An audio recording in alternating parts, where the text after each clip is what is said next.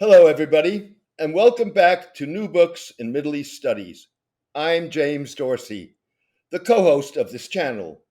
Today, we'll be talking to Catherine Harvey about her new book, Self Fulfilling Prophecy: The Saudi Struggle for Iraq, an incisive study of a policy that was long guided by perception rather than reality. Catherine Harvey, or Kitty as most people call you, welcome to the show. Thank you so much. I'm delighted to be here this morning. Tell us a little bit about your intellectual journey, how you got to being interested in the Middle East and how you got to writing this book. Yeah, no, it really was a journey. And I can tell you, I'm from New York City, and don't kind of have any ties to the region kind of by background, by family or whatnot. And so it really was a journey how this young girl from New York City ultimately ended up writing a book about Saudi Arabia and Iraq. And so just at the very beginning, I actually became interested in the Middle East back in college at university, now some number of years ago. The And it was sort of in a roundabout way. So in high school, I had really enjoyed studying foreign languages, modern languages, and I had studied French and Spanish all throughout high school, and I was good at languages. And my freshman year of college, I continued to study French and Spanish. Um, and then at the beginning, it's going into my sophomore year of college, my second year of college. I thought to myself, I should really give, a non-Western language a try. And I should add the context that this was September 2000. So it was a year before September 11th. And, back at a time when nobody was studying Arabic.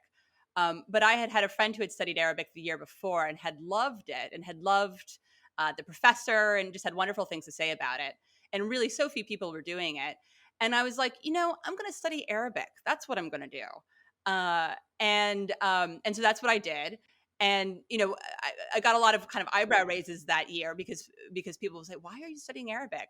And then, of course, the next year, my second year Arabic class, that year started with September 11th. And so all of a sudden, the people who had the year before been saying, "Well, why are you studying Arabic?" Said, "Oh, well, you were so prescient to study Arabic." Well, in any case, I immediately really loved the Arabic language, and I studied history at university. And so that got me into studying Middle Eastern history. And I loved that. And that's really how the intellectual interest developed. And here I am now with a PhD in Middle Eastern studies in this book. As for the book, how the interest in Saudi Arabia and Iraq came about, um, I so going back to university, my the summer before my last year of college, this was the summer of 2002. Um, I was actually the State Department has an internship program, um, and I had applied to be a State Department intern. And they have interns in Washington D.C., but they also have interns around the world at various embassies and consulates and such. And somehow, in the summer of 2002, as a 21-year-old, I got assigned for the summer to the American Consulate General in Jeddah, Saudi Arabia.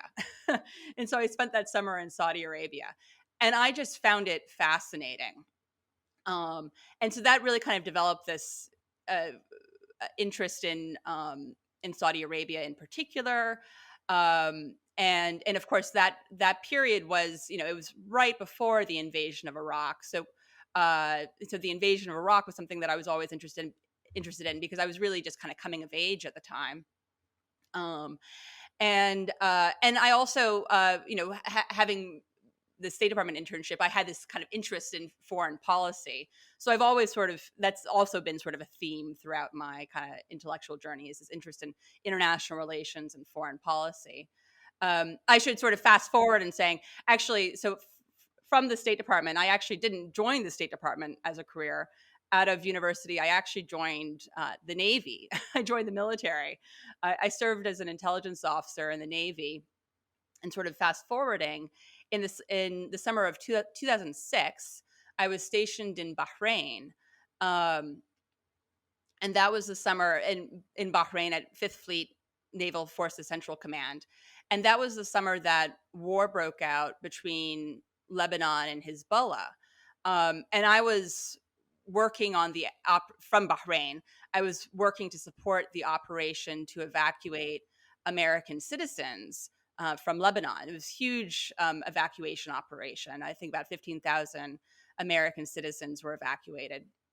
Um, and one of my little projects, my own personal kind of project for the commander that I was working on, was kind of just tracking the geopolitical trends during the war. And I was fascinated by, you know, Saudi Arabia, Egypt, Jordan, the signals that they sent out at that time. I would have expected to be much more hostile to Israel.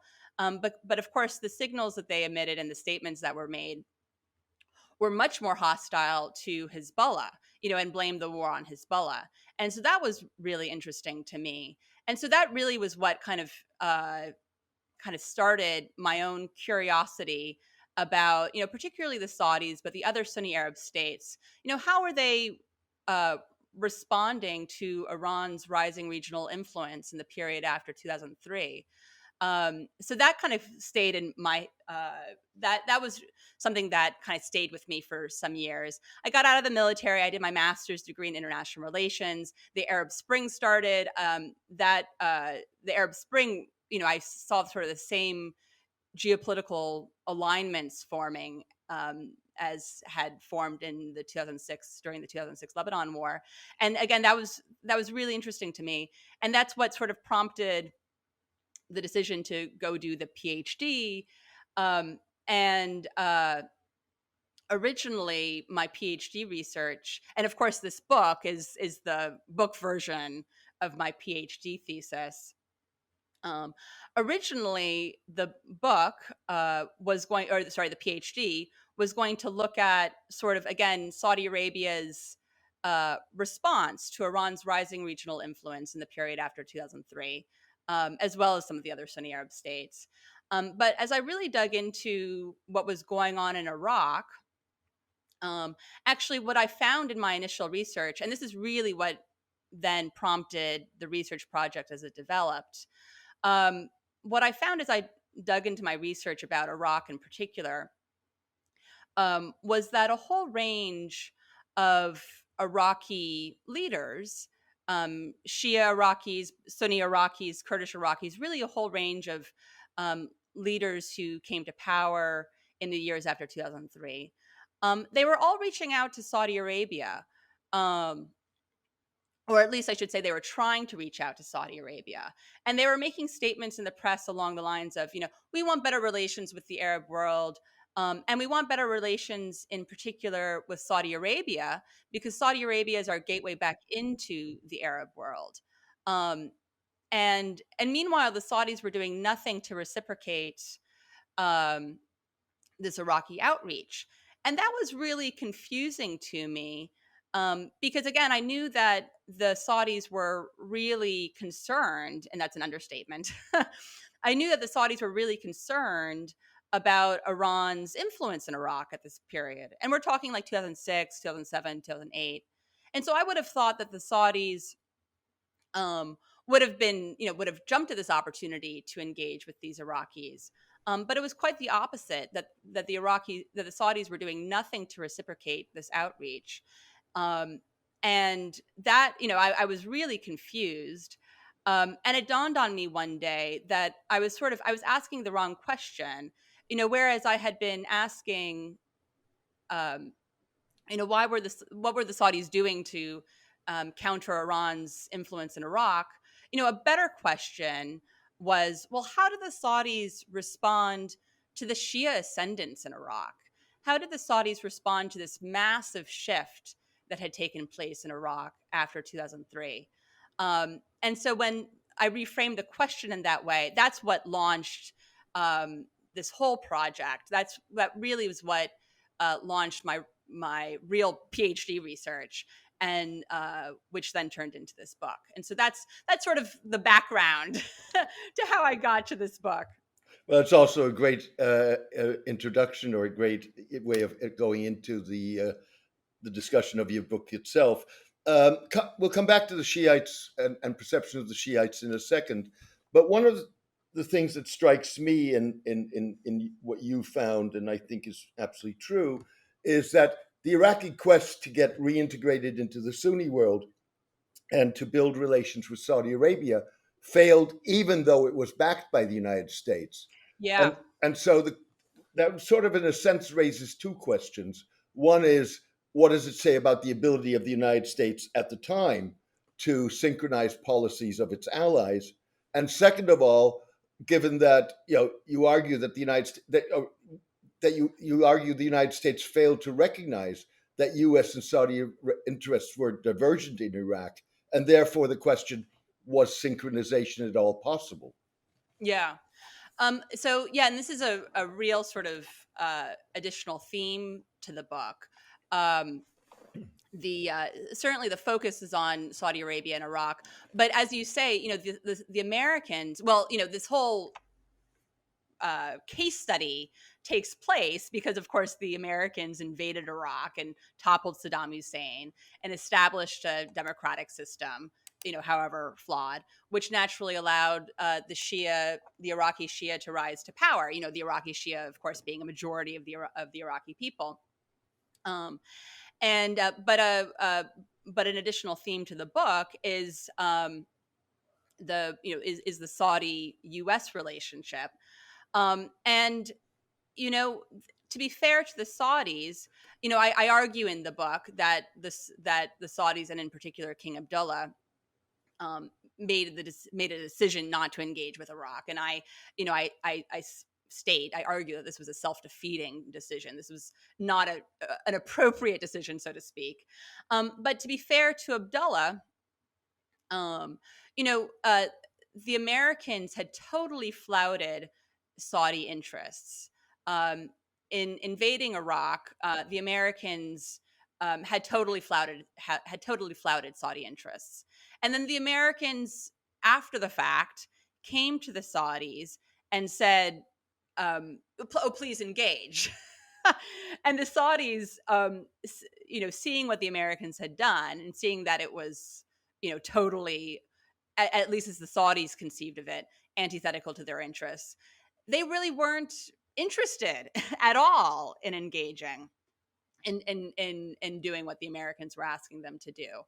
Um, and so to back up, in the 1990s, after the Gulf War, the 1990-1991 Gulf War, the Americans, in conjunction with the Saudis and in conjunction with other U.S. Arab allies, Jordan and others, there had been an effort to topple Saddam Hussein. And the effort had been to topple Saddam Hussein, via sort of a palace coup. How do we foment a coup?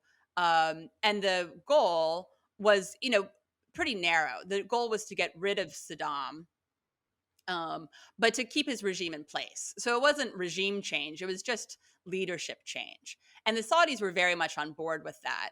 Um, and the and that in any case, of course, as we sort of all know, in the aftermath of 9/11, the Americans, focused their sights on Saddam. And the policy of sort of leadership change, trying to foment this palace coup, morphed into, the Americans then launching a full invasion of Iraq. And the Saudis were never on board with the full invasion. Um, First of all, it was just not kind of the Saudi, um, at least at that time, uh, didn't jive with how the Saudis sort of operate. But the Saudis, to their credit, and they communicated this to the Americans. To the Saudis, saw all sorts of unintended consequences that could flow from an invasion of Iraq. And in particular, they were concerned about a vacuum of power developing in Iraq. Um, and they were concerned that Iraq could descend into civil war, that it could become a haven for terrorists, that Iran would intervene, and to the Saudis' credit, many of their concerns came to fruition, and but the Saudis did say to the Americans, So they made it very clear that they were not in favor of a military invasion. They continued to try to get the Americans to come back to the coup option. We're still in favor of Saddam being toppled, but let's go back to the coup option. But the Saudis sort of, recognizing that the Americans were set on invasion, the Saudis at this point did communicate to the Americans, all right, if you're going to invade, this is what we want to see happen. And again, the Saudis' preferences, were all about how do we remove just the top leadership of the Ba'athist regime while keeping, the regime in place. And how do we keep, quite frankly, a Sunni Arab power structure in place in Iraq? And how do we maintain Iraq as, the quote unquote bulwark against Iran? The Saudis, even though at this point they hated Saddam Hussein, they still saw Saddam as useful in the balance of power. That even if Saddam needed to be gone, his regime was critical in maintaining this balance of power with Iran. And so the Saudis communicated all of this. Oh, and I think that they communicated, make use of the army. The army is, make use of the army, for reconstruction purposes and et cetera, in the aftermath of the invasion. So the Saudis communicated all of this to the Americans. And then the Americans, of course, did the exact opposite. They, Paul Bremer, who was the head of the Coalition Provisional Authority, the CPA, he was sort of the American viceroy in Iraq after the invasion. He's very notable now for having issued 2 orders. These were his first 2 orders once he arrived in Iraq. And there are all sorts of debates about how exactly these orders came about. But in any case, the substance of the orders were to remove the top 4 levels of leadership of the Ba'ath Party from government service, and effectively, this sort of gutted the Ba'ath Party, which had run the Iraqi state. And really, as a result of the invasion, the Iraqi state just sort of collapsed. And the second order disbanded the army. But so in any case, these first 2 orders, did the exact opposite of what the Saudis had been pushing the Americans to do. And then not only that, I don't know if the Americans had really been explicit with the Saudis that they were, planning on establishing, a democratic system in Iraq. But the upshot of the democratic system is that it, allowed the Iraqi Shia majority to be empowered for the first time. And the Saudis saw that, and the Saudis interpreted that, and this goes to kind of the substance of the book, as just, an Iranian infiltration into the country. And so the Saudis saw what the Americans were doing as just the exact opposite of what they had asked the Americans, pushed the Americans to do post-invasion. And so I think that King Abdullah, the late King Abdullah, had a lot of grievances with regard to Iraq, with what happened in Iraq post-invasion. But, I think one of his primary grievances was that the Americans had just completely ignored Saudi interests, had completely flouted their interests. And so when the Americans then came to him and asked him to engage, he just was not interested. And so I think that, I think that, you asked about what does this say about, the Americans' ability to synchronize their allies. First of all, I think that and I argue in the book, no amount of U.S. pressure, there was the grievance that Abdullah felt, but Abdullah, again, saw this new Iraq as antithetical to Saudi interests. And so I argue in the book that no amount of U.S. pressure could compel Abdullah to accept something that he himself interpreted as just completely antithetical to his own interests, or at least to to Saudi national interests. And so that is sort of a limit of American power, is that you can't get your allies to do something that they view as inherently threatening. Um, Uh, I want to go back for a moment, just a step further back into history. And I think one could argue that the misperceptions in the relationship between post invasion Iraq and Saudi Arabia were almost inevitable given the failure of Saudi Arabia and Iran to find a modus vivendi in the immediate aftermath of the 1979 revolution. And it's yeah. not that the Saudis didn't try, they did. They signaled initially their willingness to remain neutral in the Iran Iraq war of the 1980s, which started a year after the revolution. The question is, of course, whether Iran at that moment, still engulfed by revolutionary fervor and under attack, could have responded positively. The Yeah, I think that what's interesting from the Saudi conception of the region, and this has been their policy for, well, from the 1970s, 1980s, following the British withdrawal from the Gulf, the Saudis, if the three big players in the Gulf were, Iran first, Iraq second, Saudi Arabia third. The Saudi policy had been to balance Iran and Iraq off each other.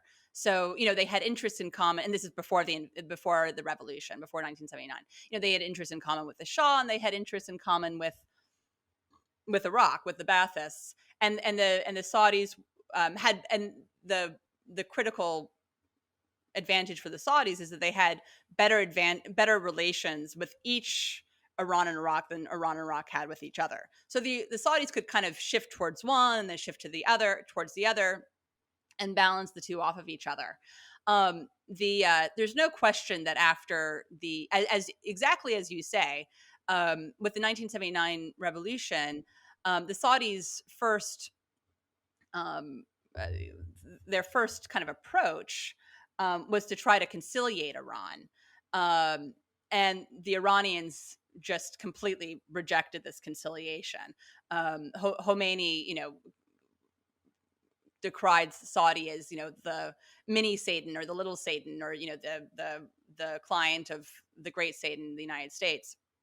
And so the Saudis, in the course of from 1979, really, from 1981, as the Iran-Iraq war was developing, and also as the Iranians were going on the offensive in the war. That was a critical turning point.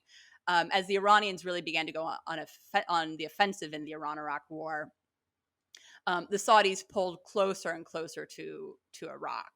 And during the 1980s, the Saudis were, a critical ally of Iraq in the Iran-Iraq war. That said, the Saudis actually continued to reach out to the Iranians during the war. There was sort of this detente. It was never a question that Saudi Arabia was sort of distancing itself from Iraq during the war, but they did sort of pursue a detente of sorts with Iran in the middle years of the war, which then got derailed after the 1987 Hajj incident, when a whole bunch of pilgrims on the Hajj, most of them being Iranian, were killed by Saudi security forces after an Iranian demonstration during the Hajj. That, of course, derailed the Saudi-Iranian detente.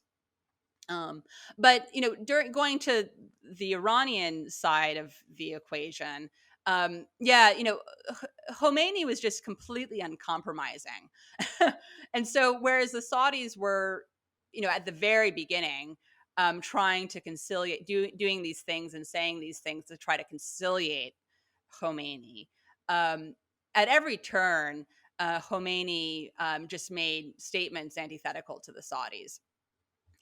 Again, calling them, the little Satans and such, or implying that they were the little Satan, at least.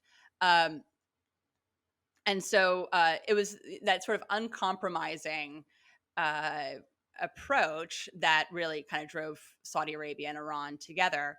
Um, and but then Iranian policy towards the Saudis was much more ambiguous in the 1990s.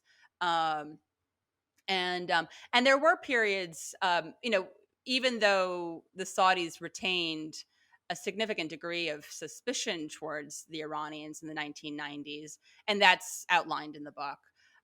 There were definitely periods of détente in the 1990s, and that first really came about as a result of the Gulf War, the 1990-1991 Gulf War.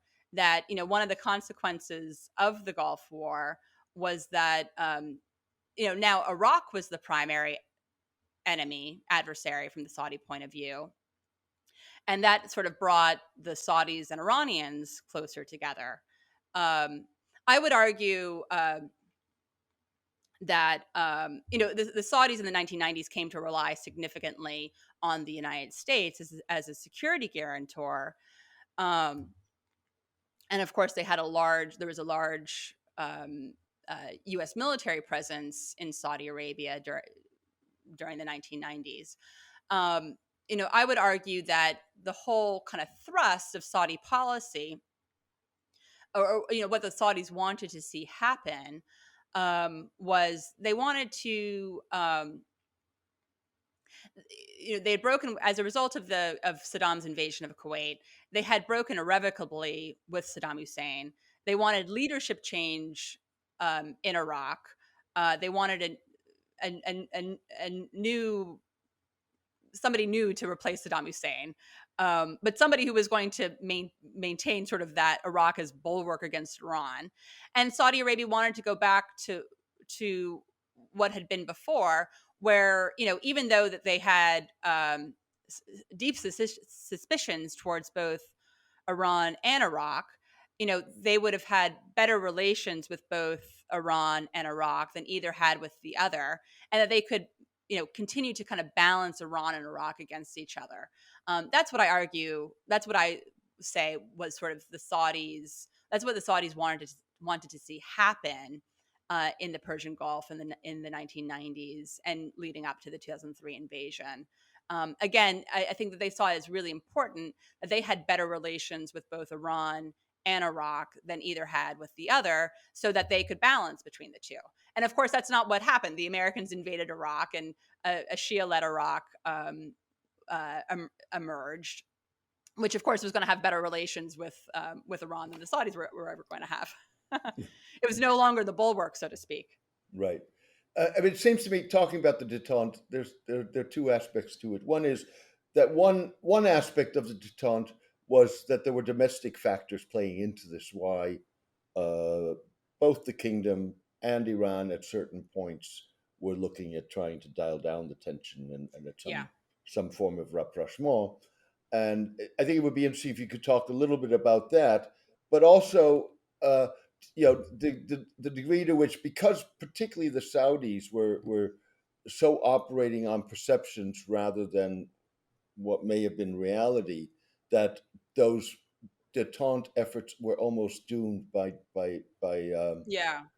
by definition. Also, given the COVID war that was going on between the two, not only in Iraq but also elsewhere. Yeah. So I would say, let's see, the detente. There was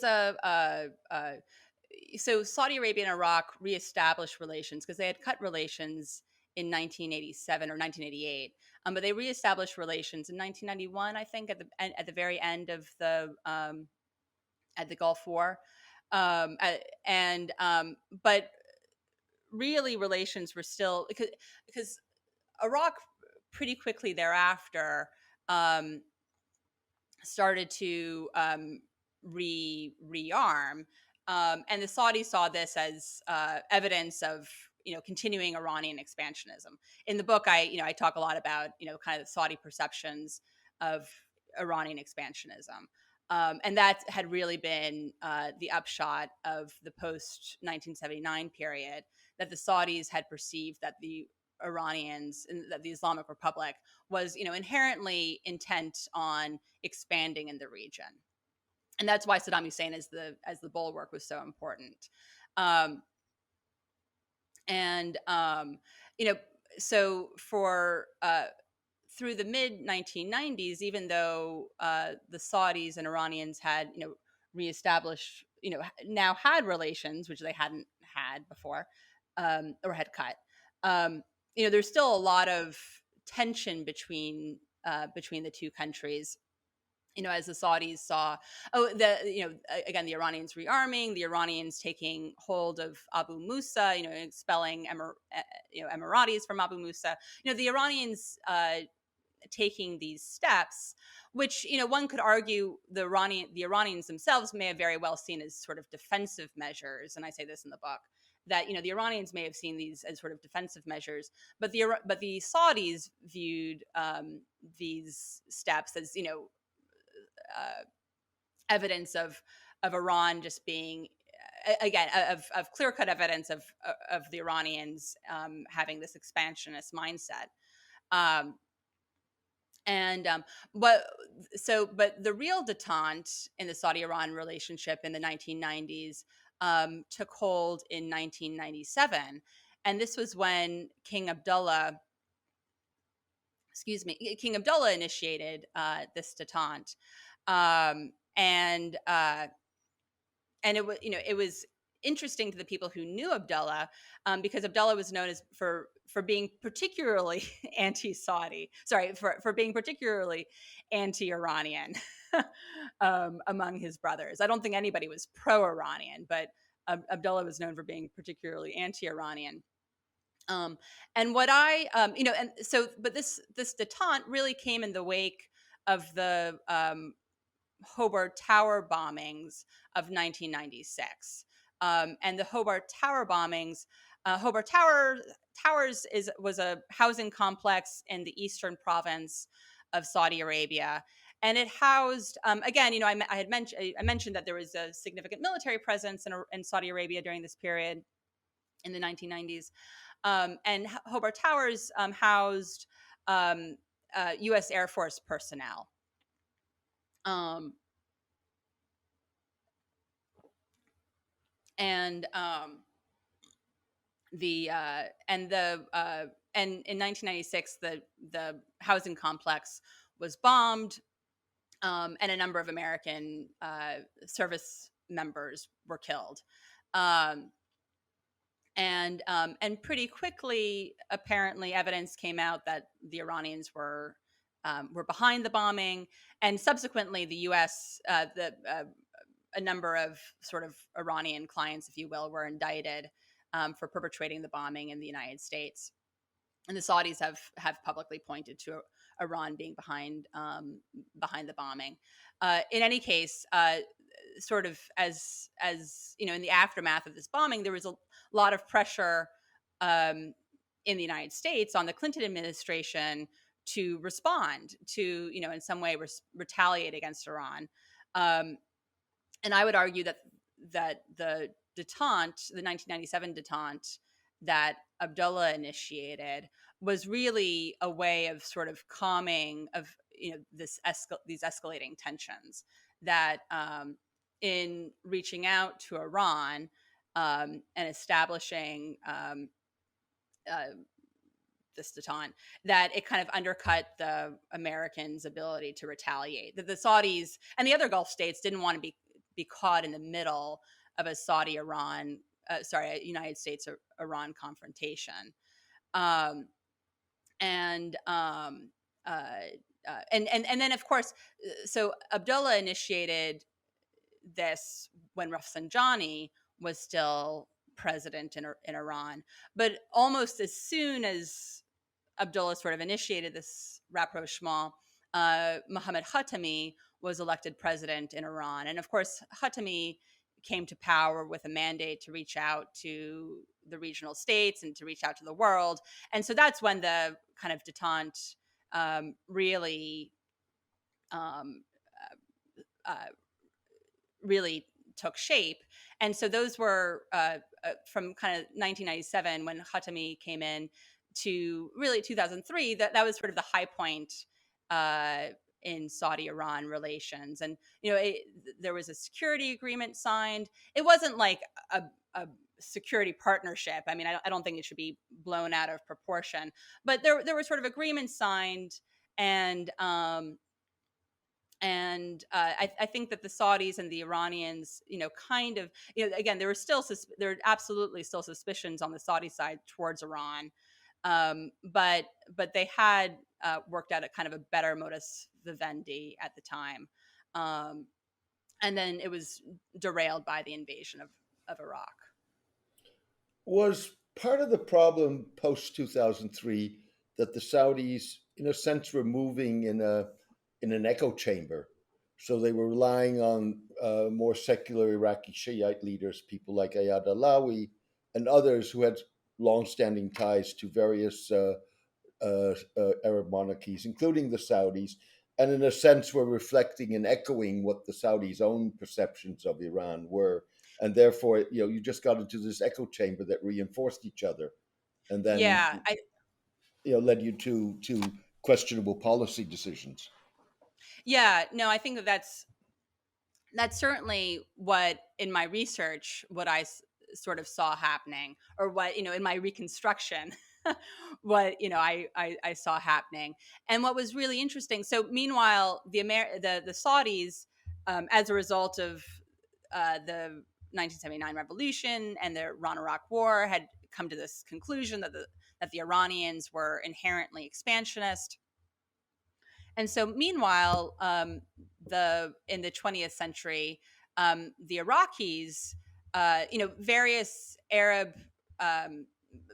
various Arab nationalist regimes in Iraq, very much culminating in the Baathists, put out all sorts of anti-Iran propaganda, and it really got to the point in the 1980s that Iraqis were being fed this propaganda that that painted Iran as Iraq's, quote unquote, historical problem.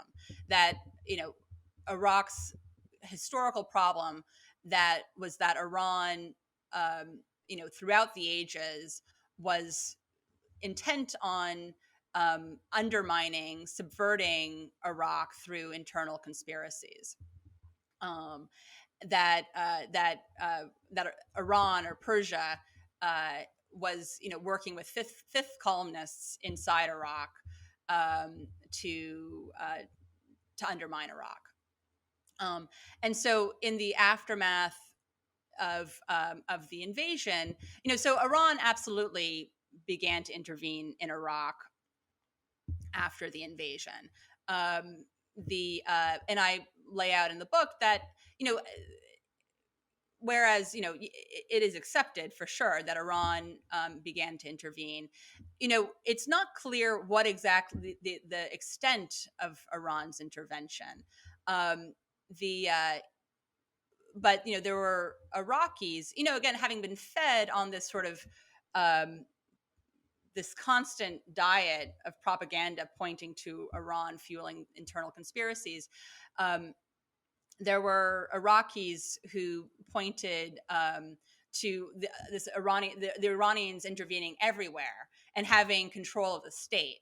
And and another aspect of the Iraq, of the propaganda in the 20th century, had been to another goal had been to cast aspersions on Iraqi Shia, to say, well, of course, the Iraqi Shia are kind of the natural fifth columnists of Iran.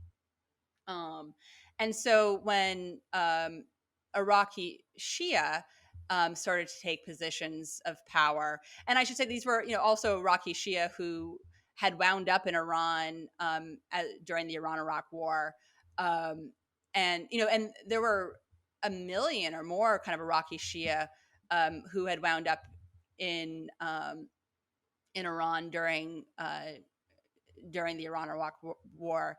And in many cases, it's not a surprise that they had wound up there, because the Iraqis, the Baathists, had rounded them up and had dumped them on the Iranian border. So it's not a surprise that they wound up there, because they had literally been dumped on the border.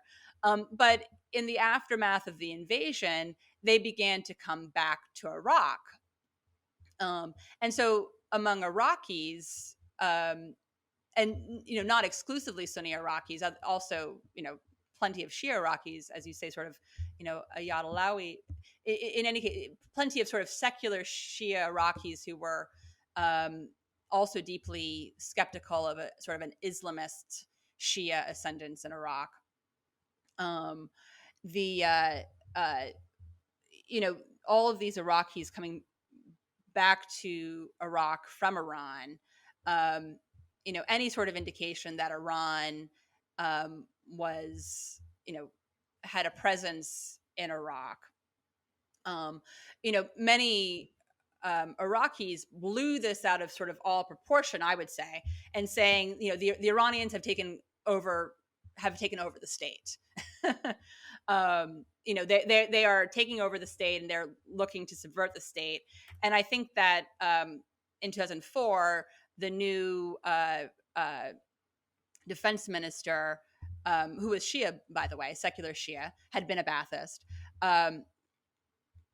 made a statement to the press, made a number of statements to the press, and said literally that Iran is Iraq's enemy number one, and it's doing all of these things to subvert the state. And of course, all of these people also went and talked to Saudi Arabia. And so the Saudis, having come to their own conclusion many years before that Iran was inherently expansionist, and the Iraqis, having been fed on this anti-Iran propaganda by the Baathists, saying that, yes, Iran fuels all the conspiracies in Iraq. Well, then when the Saudis talk to their Iraqi interlocutors, yes, you can absolutely see the Iraqis' perceptions, biases, just completely matching the Saudis' biases. And it becomes this reinforcement that everybody is seeing this massive Iranian infiltration into Iraq. And the best example of this, because again, it's not correct to say that the Iranians were not intervening. The Iranians were intervening. But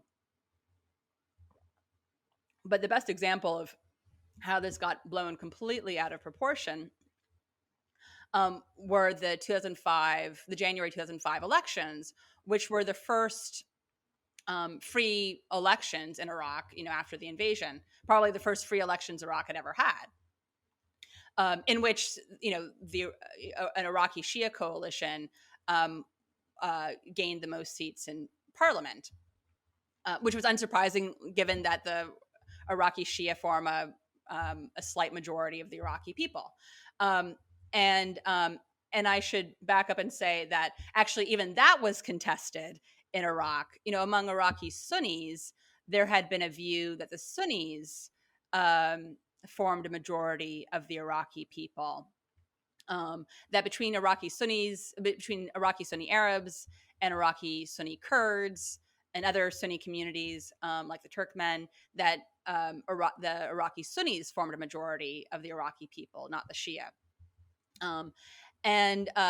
But so in any case, with all of this, with all of these statements and concern that Iran was infiltrating into Iraq, and then with the Shia being voted into office in 2005, there came to be a widespread narrative, conspiracy theory, what have you, in Iraq, that Iran had infiltrated millions, a million or more Iranian citizens, not Iraqis, but Iranians, into Iraq to vote in the elections, and that was the reason why the Iraqi Shia coalition came to power. That it wasn't Iraqi Shia voting for this Iraqi Shia coalition, that it was Iranians who had been infiltrated into the country by their government, who posed as Iraqis, um, and and voted in the elections, and that's why the Shia coalition came to power.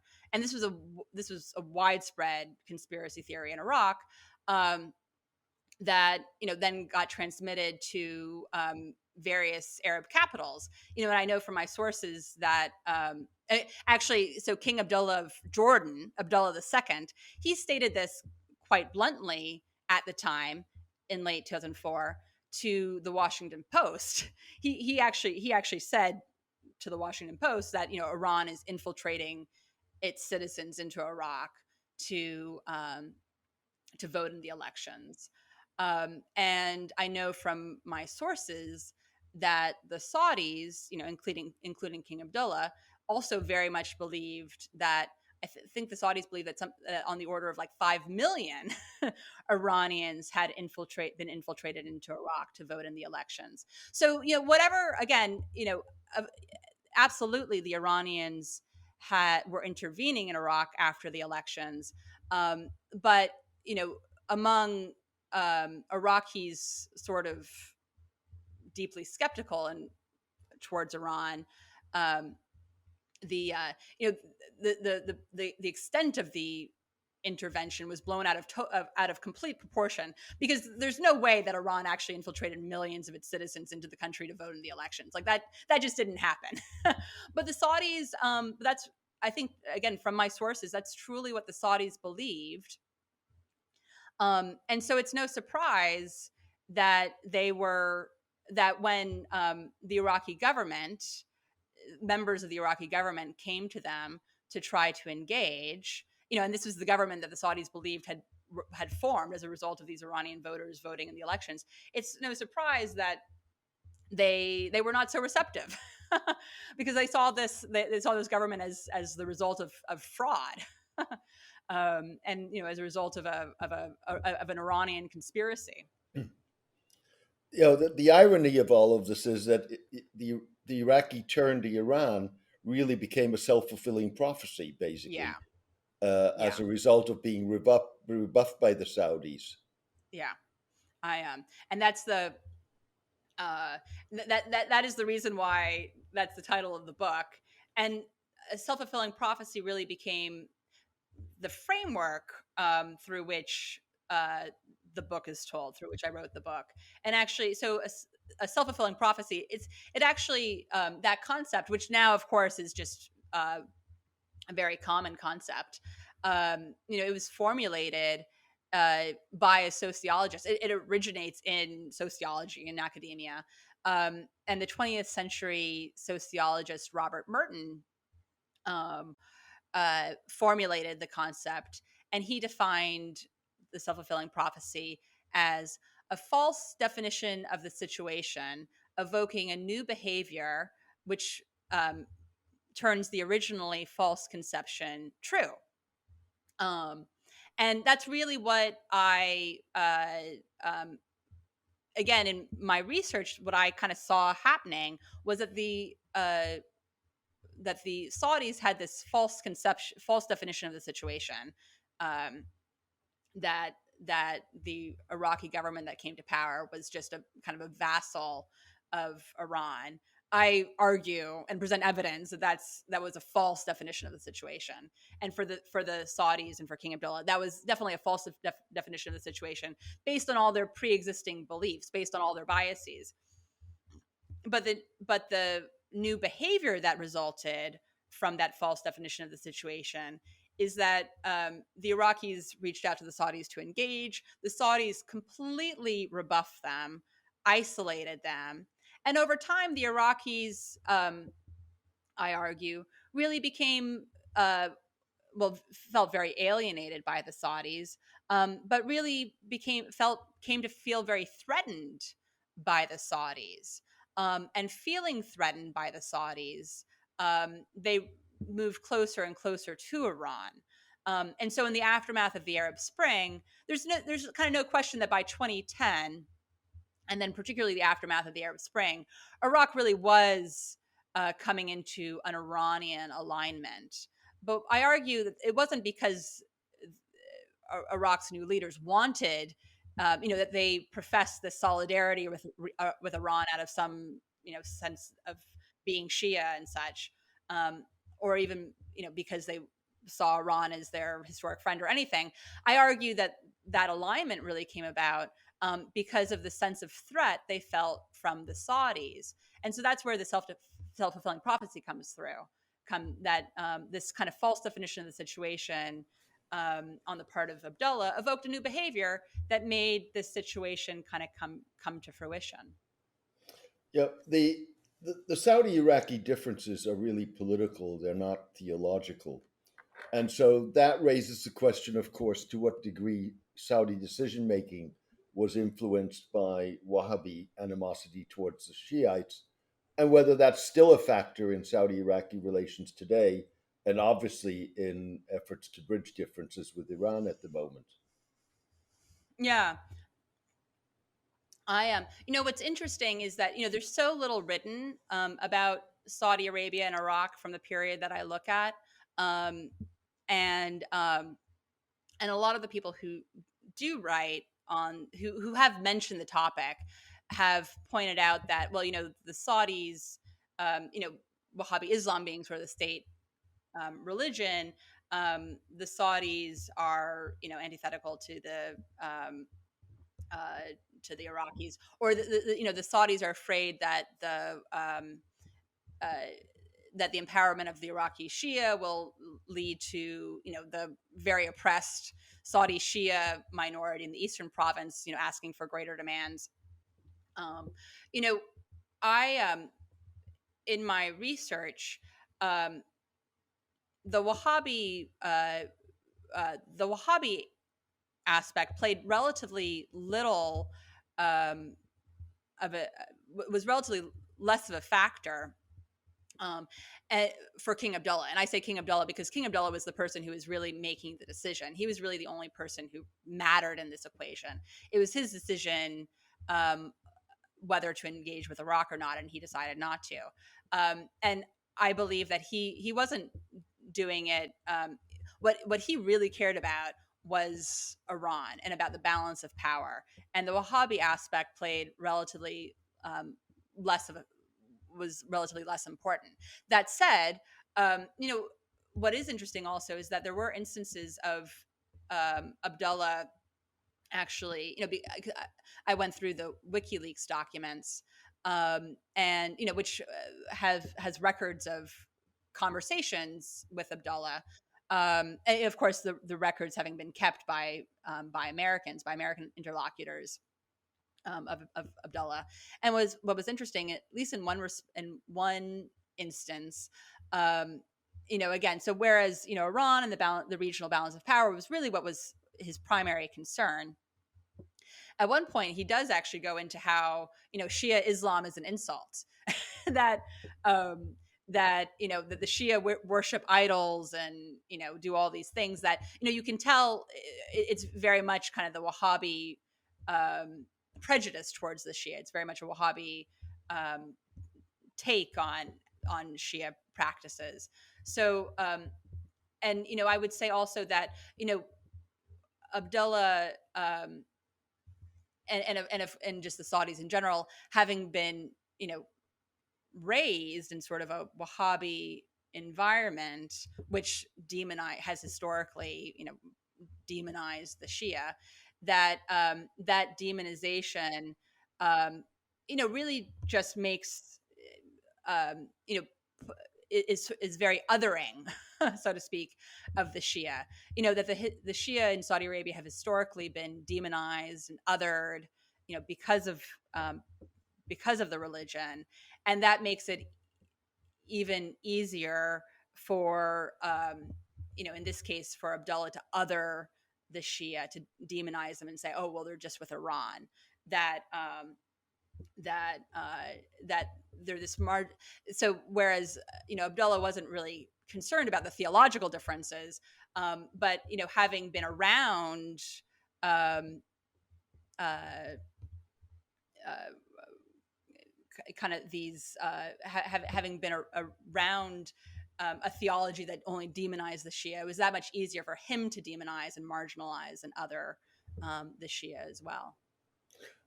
Before we round up this section of the interview, I want to look at the story that you tell in the book of the closure in 2003 of a Saudi hospital in Baghdad. Yeah. That seems to really highlight what happens when perceptions rather than reality dominate. Yet at the same time, there's also this implicit suggestion that hospital personnel were in cohorts with violent Sunni resistance against the Americans and the Shiites in Iraq.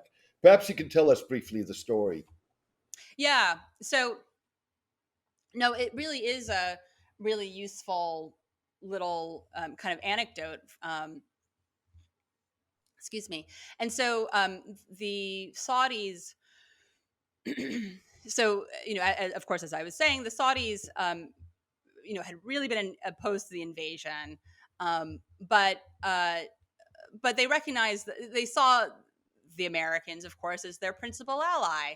And if the Americans were dead set on doing this, well, the Saudis wanted to support their friend. That's the way that it has been explained to me.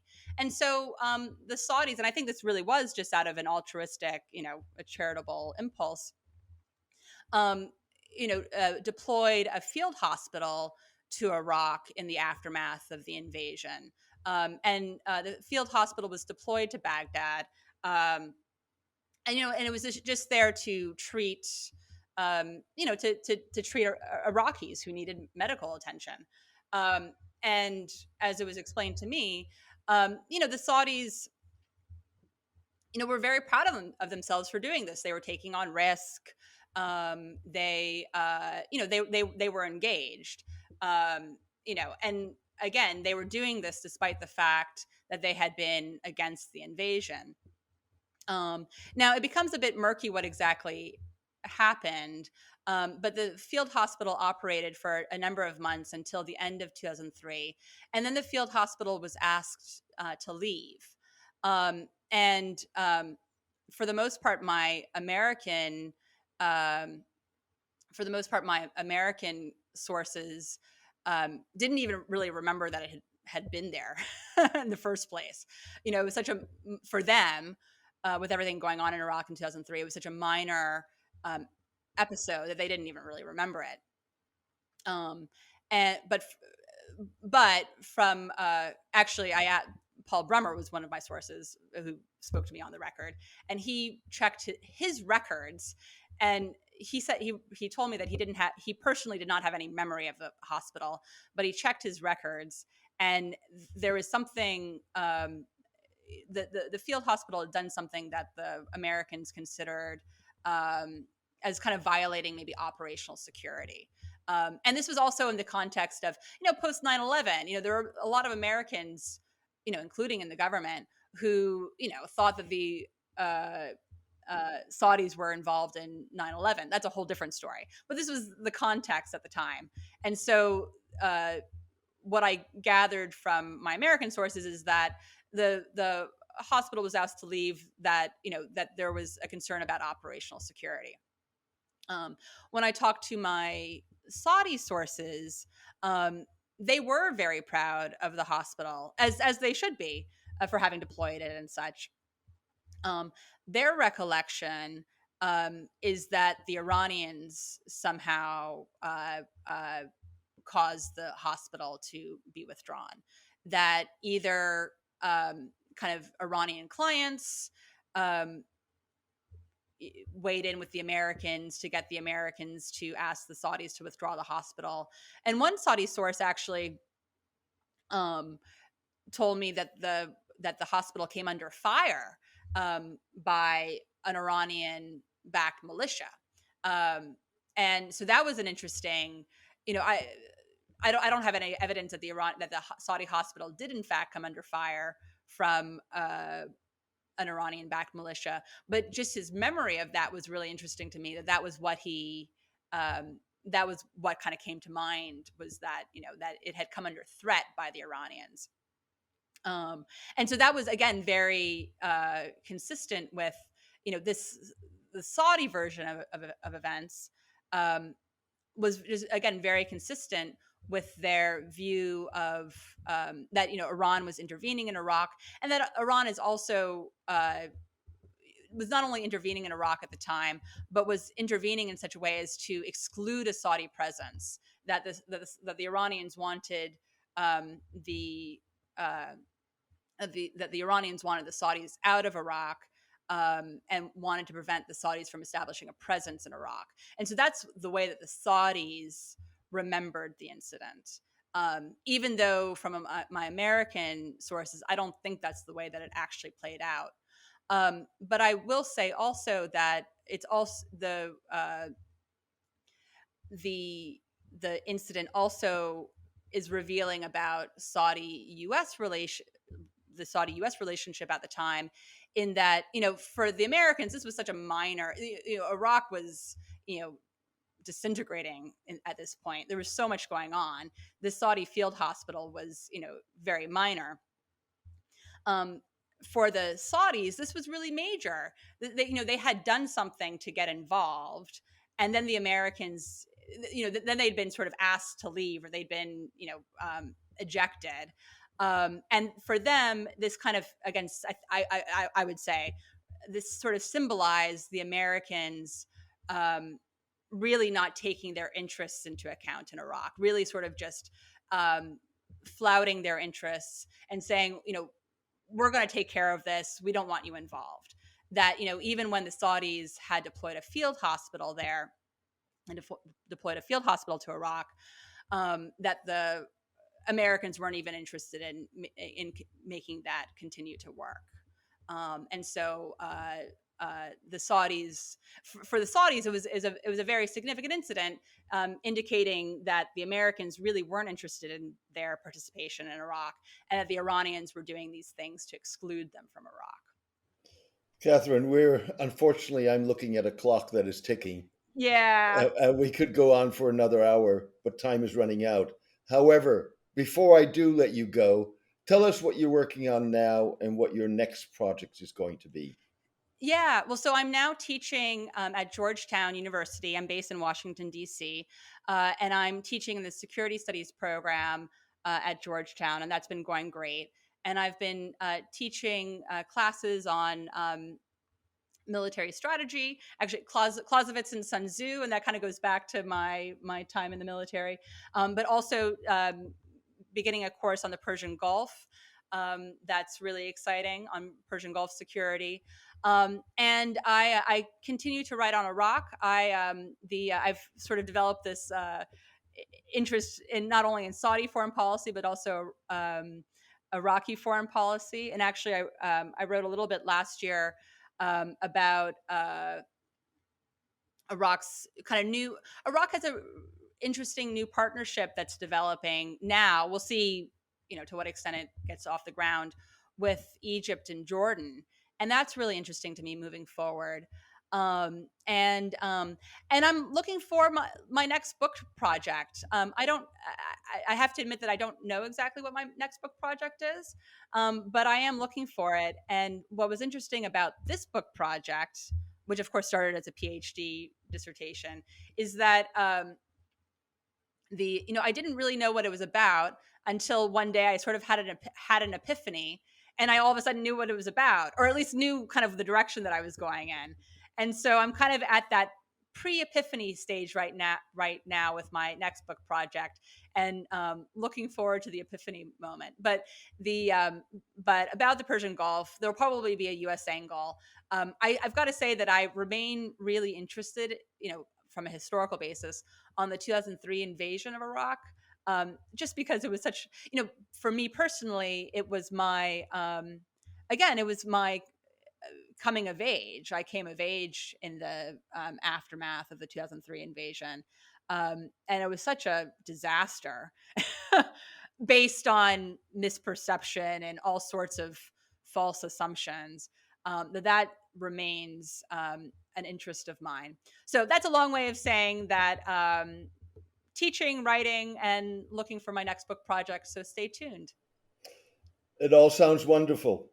For listeners who would like to purchase Catherine's book, you can avail yourselves of an Oxford University Press's 30% discount code, which is ADISTA5, A for Alpha, D for Delta, I for India, S for Sierra, T for Tango, A for Alpha, number 5, or Hearst code for 25%, which is Harvey, like Catherine's last name, Harvey25.